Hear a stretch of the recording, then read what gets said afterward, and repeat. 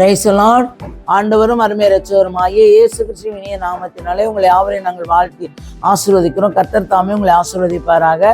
இன்றைய தேவ வார்த்தை உபாகம் 30ஆம் அதிகாரம் 5வது வசனம் 6வது வசனம் சொல்லுகிறது பாருங்க. உன் பிதாக்கள் சுதந்தரித்த தேசத்தை நீ சுதந்தரிக்கும்படிக்கு உன் தேவனாகிய கர்த்தர் அதில் உன்னை சேர்த்து உனக்கு நன்மை செய்து உன் பிதாக்களை பார்க்கிலும் உன்னை பெருக பண்ணுவார்.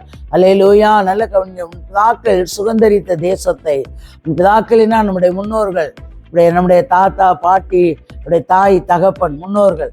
அப்ப பாருங்க, சுதந்தரிக்கும் தேவனாகிய கர்த்தர் அதில் உன்னை சேர்த்து உனக்கு நன்மை செய்து உன் பிதாக்களை பார்க்கிலும் உன்னை பெருக பண்ணுவார். அப்ப பிதாக்களை பார்க்கிலும் பெருக பண்ணுகிற தேவனாயிருக்கிறார். அல்லேலூயா.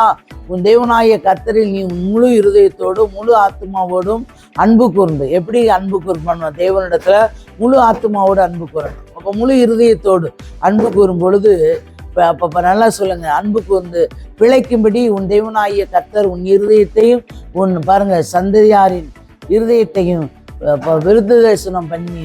அல்லேலூயா. நல்ல கவனிங்க. உன்னுடைய சந்ததியாரின் இருதயத்தையும் விருத்த தரிசனம் பண்ணி நடத்துகிற தேவனாய் இருக்கிறார். பிழைக்க பண்ணுகிற தேவனாய் இருக்கிறார். உங்களை பிழைக்க பண்ணுகிற தேவன். அல்லேலூயா.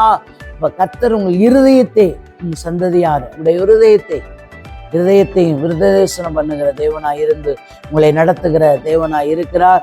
கர்த்தர் தாமே உங்களோடு கூட இருந்து வழி நடத்தி உங்களுடைய வாழ்க்கையிலே துணை நின்று வார்த்தையின்படி வசனத்தின்படி உங்களை பெருக பண்ணி நடத்துவாராக. கர்த்தர் தாம் உங்களை ஆசீர்வதிப்பாராக. தகப்பனே மை துதிக்கிற சோத்திரம் கர்த்தாவே, சர்வ வல்லமையுள்ள தெய்வமே மை துதிக்கிற சோத்திரம். நேற்றும் இன்று மாறாத நல்ல தகப்பனே, பரிசுத்த கரத்தில் ஒரு விஷயம் தாழ்த்தி உடைய பொறுப்பாத்த தேவன் பொறுப்படுங்க. ஆசீர்வதி இயேசுவின் நாமத்தில் நிச்சயமுள்ள நல்ல பிதாவே. ஆமேன்.